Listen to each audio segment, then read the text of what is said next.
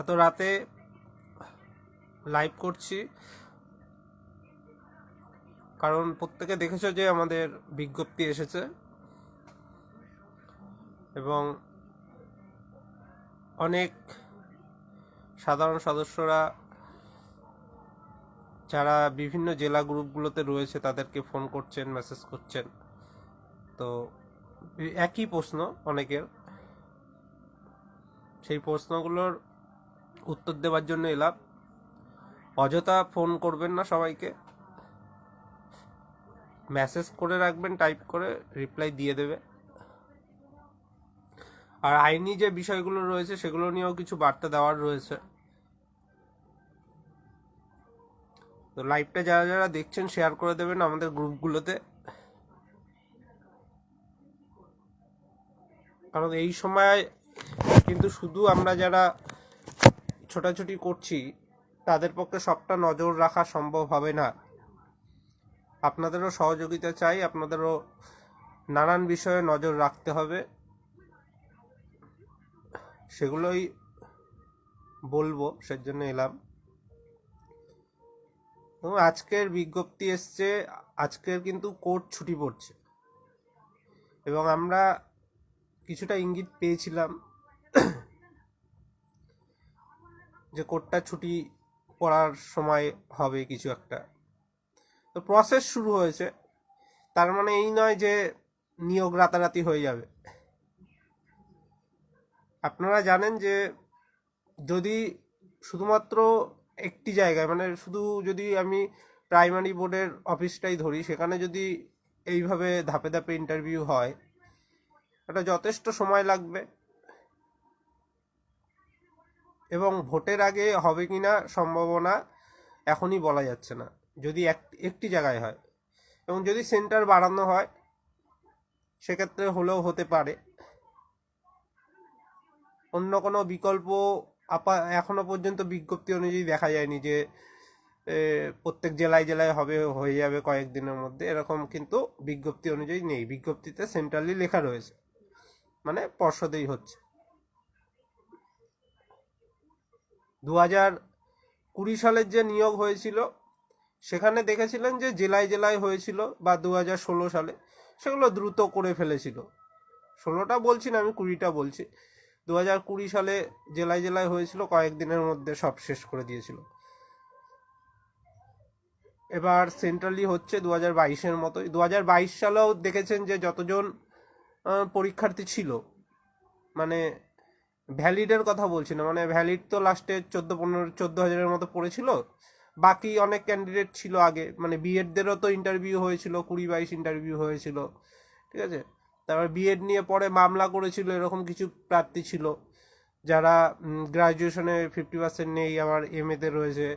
তারপরে special B Ed নিয়ে মামলা হয়ে ওদের পরে ইন্টারভিউ নিয়েছিল। এরকম ধাপে ধাপে ওদের ইন্টারভিউ হয়েছিল, অনেক ক্যান্ডিডেট মোটামুটি ছিল, কিন্তু তার থেকেও আমাদের বেশি ফর্ম ফিল আপ করেছে। তবুও তাদের কিন্তু ইন্টারভিউ এরকম টোটাল শেষ করতে কয়েক মাস লেগে গিয়েছিল পর্ষদে। ওদের যত সম্ভব 27 তারিখ শুরু হয়েছিল ডিসেম্বরের, আর পুরো টানা মে মাস পর্যন্ত এইভাবে ইন্টারভিউ চলেছিল। পরে মামলার কারণে দু একটা বিষয়ে 2-1 দিন পরে হয়েছিল, মানে মে মাস অবধি ধরতে পারেন যে টানা ইন্টারভিউ যেটা চলে আর কি, জানুয়ারি থেকে মে এরকম চলেছিল আগের বার। এবং সেখানে সব মিডিয়াম অনুযায়ী এক একদিন ডাকা হয়েছিল, যে এমন নয় যে শুধু ইংলিশ মিডিয়াম একদিন টোটাল ডাকলো, বা উর্দু মিডিয়াম বা সান্তালি মিডিয়াম যেগুলো রয়েছে আর কি, এরকম আগে করেনি, এইবার প্রথম করেছে। এবং এটার একটা সুবিধা আছে, আমি যেটা বুঝতে পারছি এটা করার কারণ সেটাও হতে পারে, এখানে যে যোগাযোগটা করবে মাধ্যমে, যারা ইংলিশ মিডিয়াম তাদের টোটালি ইংলিশে করা ভালো, যারা ইন্টারভিউ নেবেন তাদেরও তো সেই বিষয়গুলো জানতে হবে, অবগত থাকতে হবে। আমি ইংরাজিটা ছেড়ে দিলাম, আমরা অনেকেই আছি যারা সাঁওতালি ভাষা বুঝবো না, যারা উড়িয়া ভাষা বুঝবো না, যারা উর্দু ভাষা বুঝবো না, তাই না। আবার অনেকে আছি যে অন্য ভাষা বুঝলেও সেইভাবে আমি হয়তো নিজে থেকে বলতে পারি না, কিন্তু বুঝতে হয়তো পারবো, কিন্তু বলতে পারবো না ঠিকভাবে, একটু অন্য সমস্যা হবে। তো এইসব কারণে হয়তো মিডিয়াম অনুযায়ী ভাগ করেছে, একদিকে ভালো। ঠিক আছে, তাই ইংরেজি মিডিয়াম 2 দিন সময় নিচ্ছে। টোটাল আমাদের রাজ্যে যতজন অ্যাপ্লাই করেছে সেটা শেষ হয়ে যাবে। তারপরে আশা করছি ওই 30 তারিখ, তো তার আগে বা 30-31-এর পরে, মানে জানুয়ারির পরের প্রথম সপ্তাহের মধ্যে আবার একটা ফেজের নোটিফিকেশন দিয়ে দেবে। এবার এখানে যে যে প্রশ্নগুলো বেশি আসছে আগে সেগুলো বলে নিই। অনেকেই যোগ দিয়েছেন। তো অনেকে বলছে টেট সার্টিফিকেটের কথা, যে অনেকে টেট সার্টিফিকেট ডাউনলোড করেছিল, হারিয়ে ফেলেছে, এরকম একটা প্রশ্ন আসছে। তো টেট সার্টিফিকেট নিয়ে মানে দুশ্চিন্তা করার কোনো কারণ এখন দেখছি না, কারণ 23 স্টেটের আপনারা জানেন যে এখনো সার্টিফিকেট দেয়নি। ঠিক আছে, তাই তাদের তো আর বাদ দিয়ে দেবে না নিয়োগ থেকে, তারা আপনার ওই রেজাল্ট দেখেই বসবে। আর এর থেকেও বড় কথা, টেটের ডাটাটা পর্ষদের কাছে রয়েছে এবং পর্ষদ অটোফিল করেছে নিয়োগের ক্ষেত্রেই। আপনারা যখন ফর্ম ফিল আপ করলে নিয়োগের, তখনই তো আপনার টেটের ভেরিফিকেশনটা অ্যাকচুয়ালি হয়ে গেছে আপনাদের। সেজন্য নিয়োগের ফর্মে টেটের মার্কসটা অটো চলে আসছিল যে কত পেয়েছেন, এবং সেটা লেখাও রয়েছে। তো সেটা দিয়েই বোঝা যাবে আপনি টেট পাস করেছেন, এবং পর্ষদের কাছে সেই ডাটা রয়েছে। অনেকে এটা নিয়ে দুশ্চিন্তা করছেন, আশা করি কোনো সমস্যাই হবে না এটা নিয়ে। ঠিক আছে, যাদের টেট সার্টিফিকেট হারিয়ে গেছে বা নেই। অনেকে বলছে পোর্টাল খোলার বিষয়টা, পোর্টাল তো অনেকবার খুলেছিল পর্ষদ। পোর্টাল খুলতে তো আর এমনি এমনি খোলা যায় না, পর্ষদ চাইলেই। পর্ষদের একটা খরচা করতে হয়, ব্যয় করতে হয়, কোনো এজেন্সিকে দায়িত্ব দিতে হয়, তারপরে গিয়ে পোর্টাল খোলে, পর্ষদের খরচা হয়। তাই পর্ষদ যখন খুশি যে যার মতো ব্যক্তিগত জিনিস রাখতে পারবে, এটা হারিয়ে ফেলবে, আর পর্ষদ দায় নিয়ে বসে থাকবে, এটাও হয় না। তাই পর্ষদ খুলবে কিনা এটা এখন বলা যাচ্ছে না। ঠিক আছে, কারণ এখন আবার বিএড ইস্যু রয়েছে। বিএড নিয়ে একটা দ্বিধা, মানে আমরা যে দাবিটা তুলে ধরছিলাম, যে সুপ্রিম কোর্টে আমরা যখন লড়াইটা করলাম, তখন সুপ্রিম কোর্ট পরিষ্কারভাবে বলে দিয়েছিল যে বিএড এর সুবিধা কারা পাবে, বিএড এর 2018 সালের নোটিফিকেশনের সুবিধা কারা পাবে, শুধু যারা চাকরি পাচ্ছে তারা, বাকিরা পাবে না। এই বিষয়টা আমরা যখন পর্ষদে বুঝাতাম, যে সুপ্রিম কোর্ট কিন্তু এই রায়ে এটা বলে দিয়েছিল, তাই যারা 22 স্টেটে রয়েছে সবাই বাদ। তাও পর্ষদ একটা হালকা দ্বিধাগ্রস্ত ছিল। পরে আইনজীবীদের সাথে কথা বলে আশা করি দ্বিধামুক্ত হয়েছে, এবং কোর্টেও দেখলাম আমাদের বক্তব্য অনুযায়ী তারাও বক্তব্য রেখেছে। তো সেখানে এখন যদি আবার পোর্টাল খোলে, এখন যদি আবার বিএডটা দেখা যায় ওখান থেকে ডাউনলোড করতে পারছে সেই সার্টিফিকেট, তাহলে একটা মানে কেমন খেলো ব্যাপার হয়ে যাবে, একটা জটিলতার ব্যাপার হয়ে যাবে। কারণ যেখানে যুক্তি দেওয়া হচ্ছে পর্ষদের তরফ থেকেও যে বিএড এর সার্টিফিকেট তারা পাওয়ার যোগ্য নয় সুপ্রিম কোর্টের রায় অনুযায়ী, তো এই একটা ইস্যু রয়েছে, সেজন্যও হয়তো পোর্টাল খুলছে না, বা খুললেও একটা খরচার ব্যাপার আছে। তাই সার্টিফিকেট নিয়ে চিন্তার কিছু নেই, কারণ 23 স্টেটেরও তো দেয়নি, তো অসুবিধা হবে না। 23 স্টেটের যদি এই কয়দিনের মধ্যে দেবে কিনা তাও বলা যাচ্ছে না।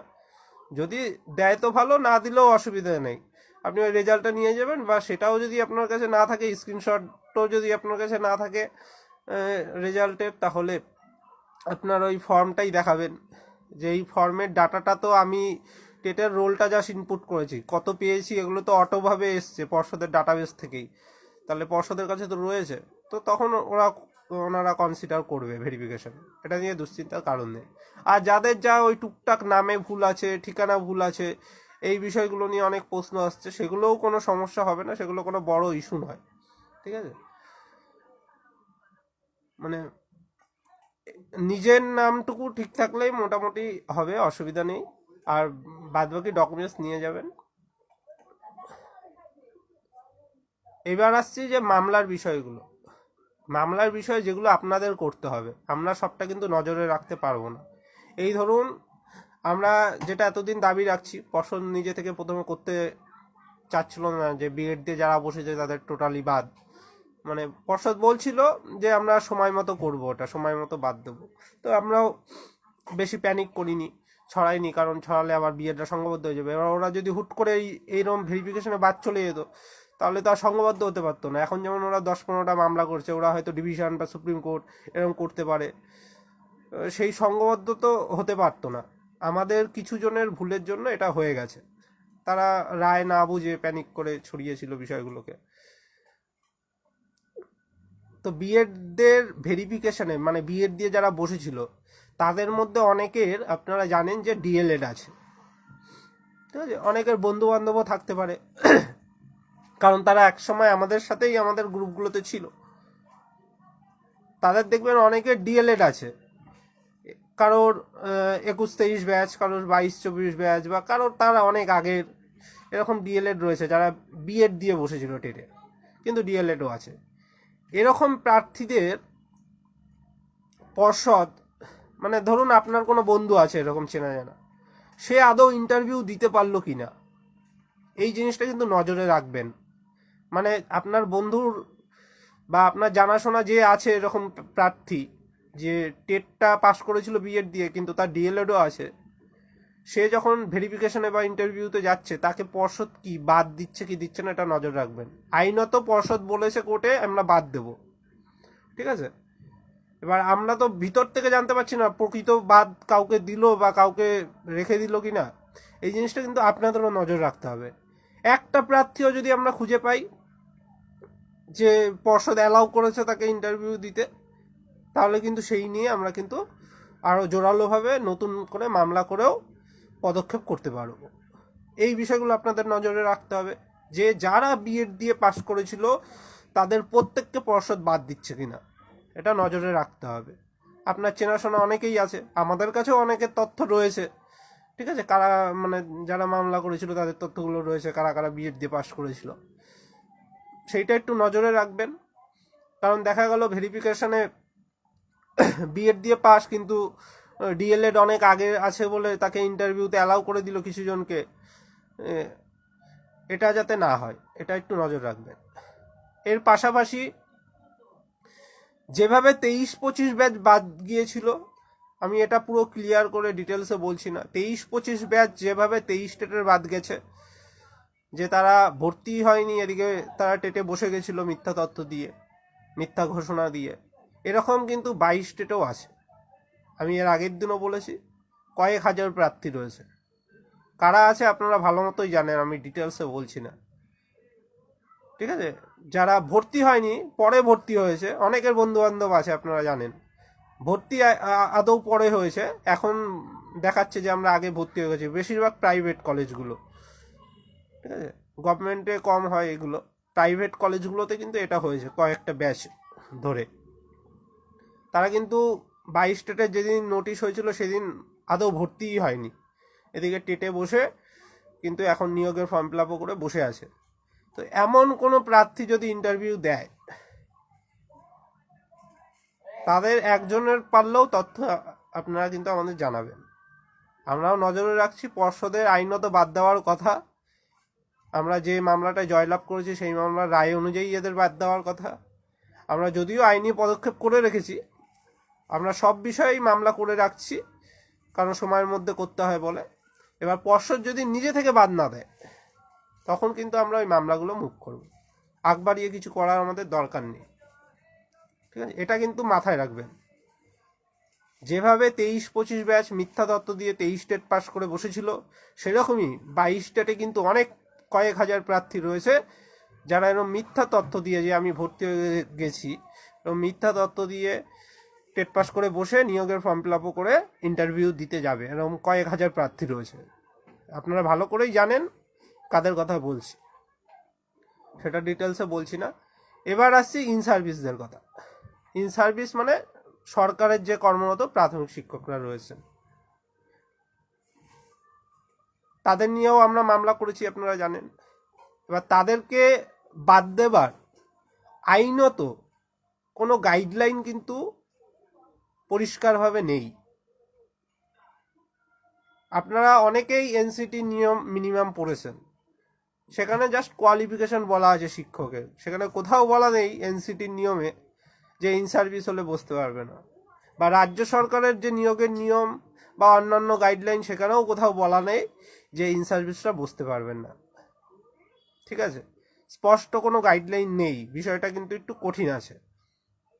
তাই আগ বাড়িয়ে কিছু এখানে করা যাবে না, মামলাটা সময়ে করতে হবে, আমরা করে রেখেছি। আমরা পর্ষদে এবং অন্যান্য বিভিন্ন যারা রয়েছে ব্যক্তিবর্গ, তাদের কাছে যুক্তিসহ দাবিগুলো তুলে ধরছি, এবং সেখান থেকে আপাতত পজিটিভ সাড়া পেয়েছি। এবার প্রসেস যেহেতু শুরু হচ্ছে ইন্টারভিউ, এবার আমরা সেখানে দেখব যে আদৌ পর্ষদ আমাদের দাবিটা মেনে কাজ করলো কিনা, পর্ষদ নিজে থেকে ইন সার্ভিসদের বাদ দিচ্ছে কিনা। ঠিক আছে, পর্ষদ নিজে থেকে যারা এই ইন সার্ভিস রয়েছে, যারা অ্যাপ্লাই করেছে নিয়োগে, তাদেরকে বাদ দিচ্ছে কিনা এটা একটু সবাইকে নজরে রাখতে হবে। যদি দেখেন যে কোনো আপনাদের চেনা পরিচিত কোনো একজন ইন্টারভিউতে বসতে পেরেছে, সেই তথ্যগুলো আমাদের জানাবে। যদিও আমরা মামলা করা রয়েছে, অসুবিধা নেই, যে মামলার এখনই রায় আনতে হবে এরকম কোনো ব্যাপার নেই। যতদিন না প্যানেল বেরাচ্ছে, ঠিক আছে, প্যানেল বেরানোর আগে অবধি মামলার রায় আনলেই হলো, যাতে প্যানেলে কেউ না থাকে। আমাদের উদ্দেশ্য থাকবে প্যানেলে যাতে এরা কেউ না থাকে। এই যত আমরা অবৈধ বলছি আইনতভাবে, সে কর্মরত প্রাথমিক শিক্ষক হোক, মিথ্যা তথ্য দিয়ে টেট উত্তীর্ণরা হোক, মিথ্যা তথ্য দিয়ে এনআইএসের ডিগ্রি করারা হোক, যত প্রার্থী রয়েছে তারা কেউ যাতে প্যানেলে ঠাঁই না পায়। যে মেরিট লিস্টে হবে আমাদের প্রথমে স্টেট ওয়াইড, সেই মেরিট লিস্টে যাতে স্থান না পায়। কারণ মেরিট লিস্টে এর আগেই আমাদের যা করার করতে হবে। আমার যদি আজকের মেরিট লিস্টে দেখা যায় এরা ঢুকে গেল, পরে বাদ দিলাম, তাহলে কিন্তু আমরা সেইভাবে লাভটা পাবো না। কারণ সেখানে নন জয়নিং পোস্টে হয়তো 5% থেকে নিয়োগ হবে, কিন্তু আমাদের দাবিটা থাকবে এবং আমাদের লক্ষ্য থাকবে মেরিট লিস্টে যারা এতে স্থান না পায় এরা, সেজন্য কিন্তু লড়াইটা সময় মতো করতে হবে। মামলাগুলো করা আছে, এখন আজকের দিনে হয়ে কোর্ট ছুটি পড়ে গেল, আবার জানুয়ারিতে খুলবে। তো তখন যেটা যেটা আমরা আশঙ্কা করব, যেটা যেটা আমরা যেই রকম ইঙ্গিত পাবো, সেই বুঝে মামলা মুভ করবো। আগ বাড়িয়ে করতে গেলে কিন্তু সমস্যা হতে পারে। যেমনটা বললাম, ধরুন আজকের পর্ষদে আমরা যেভাবে দাবি রেখেছি বা অন্যান্য জায়গায় যেভাবে দাবি রেখেছি, তারা একটা ধরুন সিদ্ধান্ত করছে যে না, আমরা এদের দাবিটা ন্যায়সঙ্গত মনে করছি, আমরা এদের বাদ দেবো। পর্ষদ ধরুন সিদ্ধান্ত নিল, কিন্তু আমি দেখা গেলো একবারই একটা মামলা তুলে দিলাম, তুলে আমি সেখানে যেহেতু স্পষ্ট কোনো গাইডলাইন নেই, একটা নেগেটিভ রায় পেয়ে গেলাম। তখন কি হবে? তখন পর্ষদকে সেই রায় মানতে হবে, সেই রায় মেনে কাজ করতে হবে। পর্ষদ আমাদেরও দেখিয়ে দেবে এই যে কোর্টে এই রায় দিয়েছে, তো আমাদের কিছু করার নেই। তো আগ বাড়িয়ে করার আমাদের কোনো দরকার নেই। ঠিক আছে, মামলাটা করা থাকলো, সেটা সময় মতো ঠিক আমরা আশাবাদী জয়লাভ করব। যদিও স্পষ্ট কোনো গাইডলাইন নেই, তবুও যে মূল পয়েন্টগুলো রয়েছে, যে আসলে তো এরাই যদি আবার নিয়োগে বসে, এরাই যদি চাকরি পায়, তাহলে তো শূন্যপদ অ্যাকচুয়ালি পূরণ হল না। তারা যদি চাকরি ছেড়ে আসতো, যারা কর্মরত শিক্ষক আছে তারা যদি আগে চাকরি ছেড়ে জয়েন করতো, তাদের শূন্যপদ যদি আমাদের নিয়োগে অন্তর্ভুক্ত থাকতো, তাহলে ব্যাপারটা আলাদা ছিল। কিন্তু তারা তো চাকরি ছাড়েনি, চাকরি না ছেড়ে তারা এইভাবে অ্যাপ্লাই করে আবার চান্স নিচ্ছে। সেগুলো পয়েন্ট আমরা রেখেছি মামলায়, আমাদের মামলাগুলোতে সেগুলো রয়েছে, সেগুলো সময় মতো শুনানি হবে, চিন্তার কিছু নেই। এই গেল কর্মরত শিক্ষকরা। অনেকে কমেন্টে অনেক কথা লিখবে, যাদের স্বার্থে ঘা লাগবে, তো তাদের আমি জবাব কিছু দেবো না, অন্যরাই জবাব দিয়ে দেবে। কিন্তু আমরা নিয়োগটা স্বচ্ছভাবে বৈধভাবে হোক, এটাই চাই। 23-25কে বাদ গেছে, বিএড বাদ গেছে, এনআইএসরা আগের দিন শুনানিতে দেখেছে তাদের ভবিষ্যৎ কি হতে পারে, তারা একটা আশঙ্কায় রয়েছে, তাই তারা উল্টোপাল্টা লিখছে। কিন্তু কিছু করার নেই, আমরা চাচ্ছি যেটা নিয়ম সেই অনুযায়ী হোক। আমাদের কারোর ব্যক্তির বিরুদ্ধে লড়াই নেই, ব্যক্তি কোনো শত্রু নেই, যেটা আইনত সঠিক সেটাই আমাদের দাবি আর কি। ইন সার্ভিস এনআইএসের যারা রয়েছে তাদের বারবার বলেছি প্রথম থেকেই, যারা বৈধ রয়েছেন তাদের সাথে আমাদের কোনো শত্রুতা নেই। আপনি সঠিকভাবে যদি সেই সময় ইন সার্ভিস থেকে থাকেন, তাহলে আপনাকে তো সুপ্রিম কোর্টই রায় দিয়ে রেখেছে, কিন্তু আপনি একটা আশায় করেছিলেন ইন সার্ভিস দেখিয়ে, আদৌ ইন সার্ভিস ছিলেন না। যাই হোক, আমি আর সেই বিষয়ে বেশি ঢুকছি না। আর এটার পাশাপাশি আসছি এক্সট্রা কারিকুলার অ্যাক্টিভিটিস নিয়ে। এক্সট্রা কারিকুলার অ্যাক্টিভিটিস নিয়ে আমি এর আগে লাইভ ভয়েস গ্রুপগুলোতে অনেকবার দিয়েছি, যখন বিতর্কগুলো তৈরি হয়েছিল। পন্থাও বলে দিয়েছিলাম যে কিভাবে ম্যাক্সিমামটা বাদ দেওয়া যায়, যেগুলো ফলস আছে। কে কতটা কি করেছেন আমি জানি না, অন্তত একটা করে মেলও করতে পারতেন। সবাই নিজের দিক থেকে চেষ্টা করুন। আমি আমার মতো চেষ্টা করেছি, আমি সঠিক জায়গাগুলো জানিয়েছি। আপনারা কে কি করেছেন জানি না ব্যক্তিগতভাবে। সবাই নিয়ম মেনে, সঠিক দাবি মেনে, তথ্য অনুযায়ী দাবি জানান, তাহলে আশা করি সমস্যাটা কমবে। এরপরে অনেকে জিজ্ঞাসা করছে যে নোটিশ কবে আসবে। আরে নোটিশ তো এলো, নোটিশ এলো। এবার শূন্যপদ যেহেতু এখনো পর্যন্ত বাড়েনি, এবং বাড়বে কি করে, আপনারা কেউ পথেই আসেননি। আন্দোলনের সেদিন মিছিলেরও ডাক দেওয়া হলো, আমি সেদিন কোর্টে ছিলাম, যদিও যেতে পারিনি। তো সেদিনও দেখলাম খুব বেশি জন আসেনি। তো বারবার ওটাই বলছি, কেউ আসবে না, কোনো সহযোগিতা করবে না, তারাই বেশি লেখালেখি করবে, এই করবে।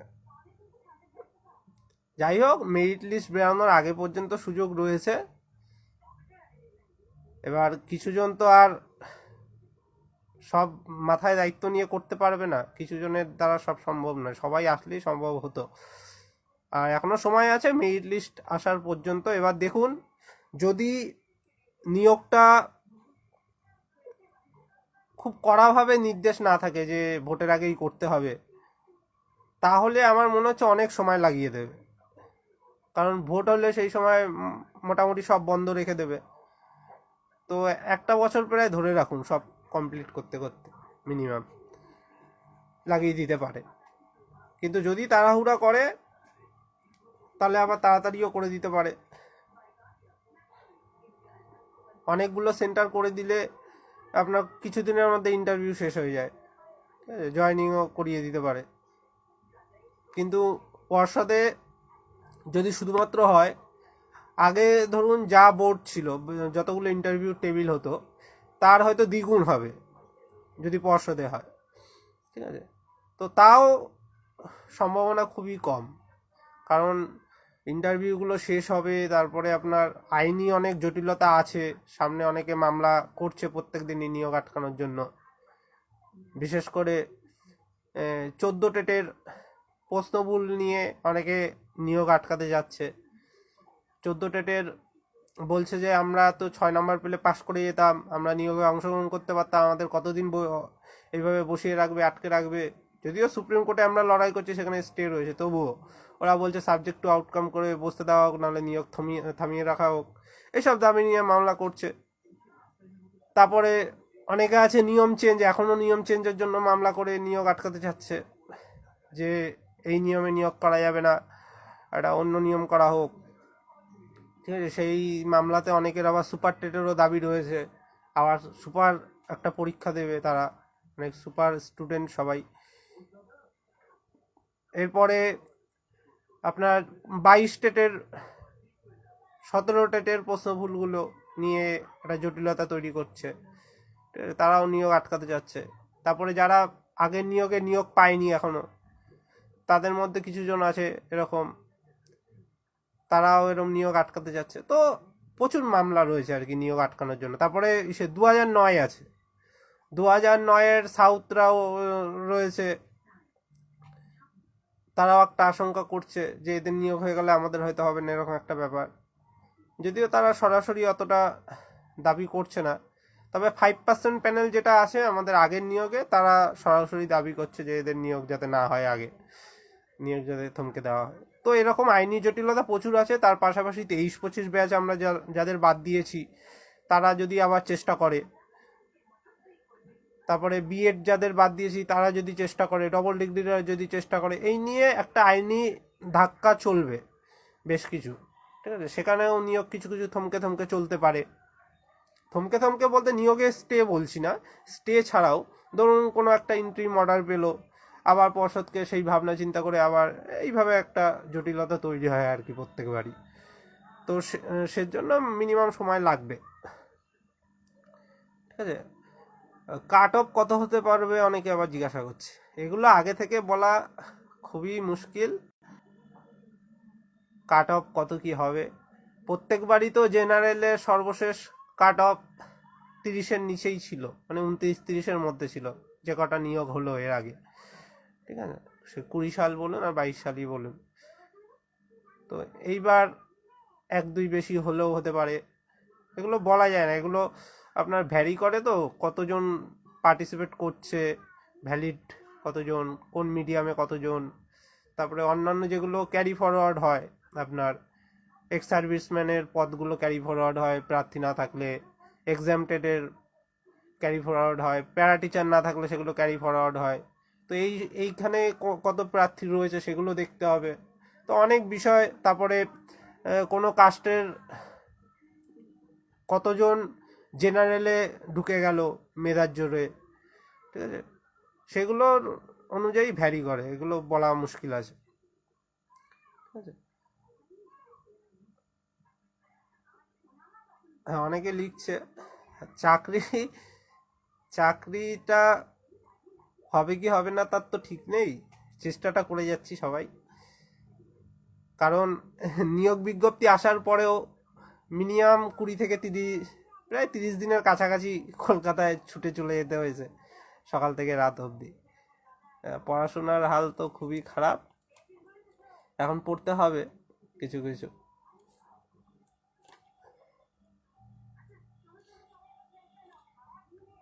যাই হোক, যে এই মামলাগুলো বললাম আপনারা ওই মামলার বিষয়গুলো একটু নজর রাখবেন, ঠিক আছে। কোনো প্রার্থীকে পর্ষদ অ্যালাউ করলো কি না সেটা কিন্তু একটু নজরে রাখবেন, ঠিক আছে?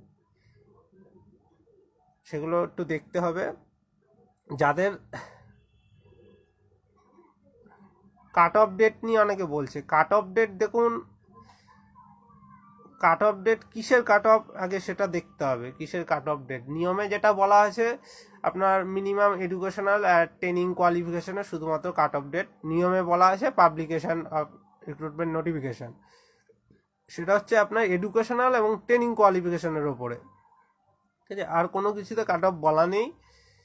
এবার সেটা কে আবার সুপ্রিম কোর্ট 20-22 মামলায় অন্যভাবে ব্যাখ্যা করে দিয়েছে, সেজন্য আরও জটিলতা তৈরি হয়ে গেছে। এই কাট অফ ডেট নিয়ে কোনো ঠিক ঠিকানা নেই, ঠিক আছে। আর যারা ওবিসি, বিশেষ করে যারা ওবিসি রয়েছে, যাদের সার্টিফিকেট এখন আবার নতুন করে করে নিতে হচ্ছে আগের তালিকা এখনকার তালিকা অনুযায়ী, কারণ অনেকের এ থেকে বিতে গেছে, বি থেকে এতে এসছে, এরকম হয়েছে। তো তাদের অসুবিধা নেই, তাদের কনসিডার করবে বলেই আশাবাদী, কারণ যে ওবিসি আগে ছিল সে তো এখনও আছে বর্তমানে, শুধু পলিসিগত ডিসিশনের জন্য এটা পরিবর্তন হয়েছে, এই হচ্ছে কি বিষয়। যারা একই প্রশ্ন লিখছো যে ইন সার্ভিস, তারা শুরু থেকে একটু লাইভগুলো দেখে নেবেন, ঠিক আছে। ইন সার্ভিস থেকে শুরু করে এক্সট্রা কারিকুলার থেকে শুরু করে মিথ্যা তথ্য দিয়ে 22 স্টেট পাস থেকে শুরু করে 23-25 ব্যাচ থেকে শুরু করে বিএড দিয়ে পাস, যারা সমস্ত বিষয় শুরু থেকে বলে দিয়েছি, ওগুলো একটু দেখুন। আমি আর লাইভটা দীর্ঘায়িত করছি না, এই বলে রাখছি।